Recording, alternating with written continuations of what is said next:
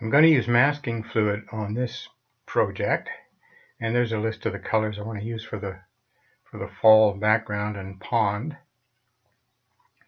I'm using a liner brush here, and I pour a little masking fluid into a saucer so I can just get quick access. I don't want to dip the whole brush into the bottle. Just cover the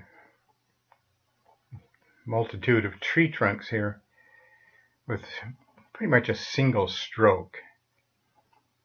I don't want to be painting all day with masking fluid. Very important to let the masking fluid dry on its own. I wouldn't put a hair blower to it because heating it up just melts it.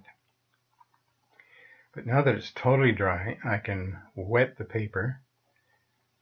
And this is the whole idea of masking fluid, so you can work around it on wet paper and retrieve your highlights later.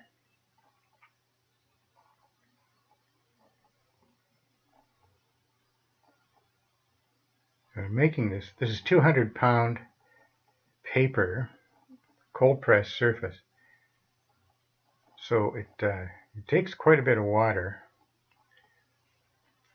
A bit of cobalt blue in the sky. Just let it run. Cadmium yellow. A bit of cadmium orange I'll add to that.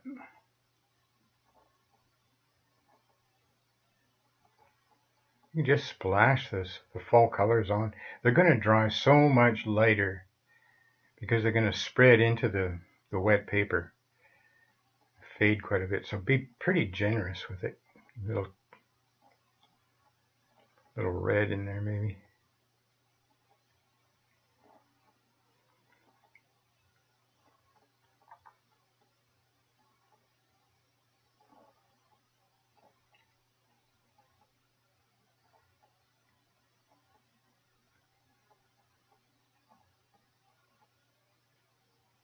Now I use a little cobalt blue and just a touch of cadmium yellow in it.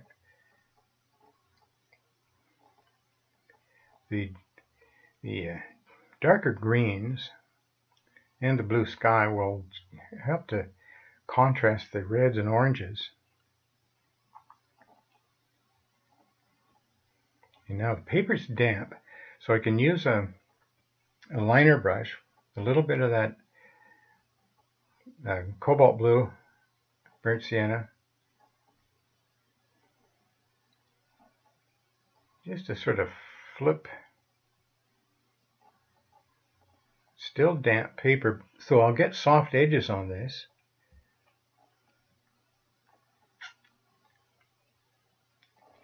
Now it's always a good idea to let that dry, but it's okay here to stay away from the edge as long as I don't touch the paint. It won't run into the new wet paper I'm preparing the pond. And match up this a little bit, putting the reflection of the sky color into the water. This thin mixture of cobalt blue.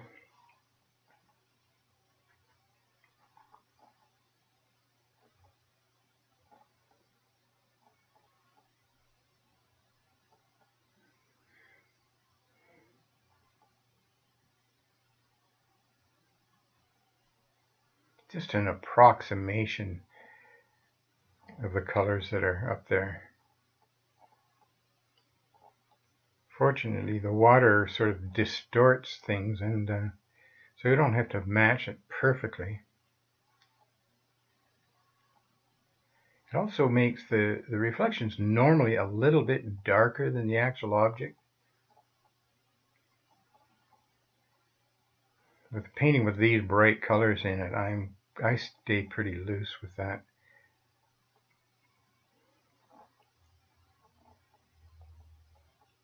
Won't be nearly as bright in the final analysis because it, as I said before, it fades quite a bit on drying.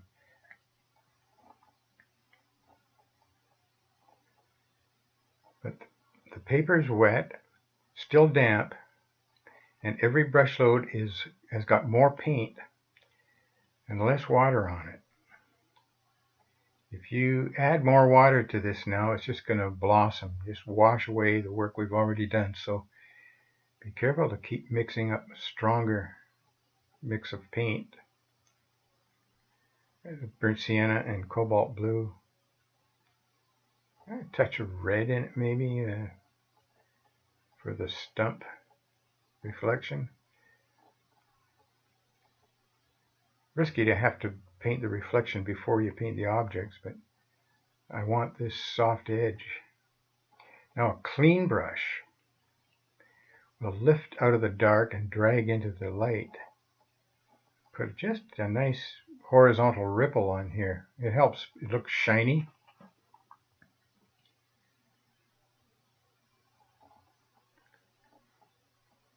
Now, a loop of masking tape, sticky side out. Paper is totally dry now. If it's the slightest bit damp, it'll tear. So you want to make sure the paper doesn't feel cool to the touch. And take all of the masking fluid off. Now just a bit of a mix of cobalt blue, a touch of burnt sienna to gray it, but I want to get the shadow side of these tree trunks. Just a little bluish look to the shadow so it complements the oranges.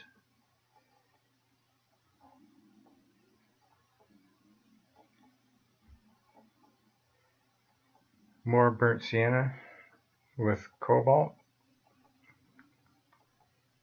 just to finish up the dark stump.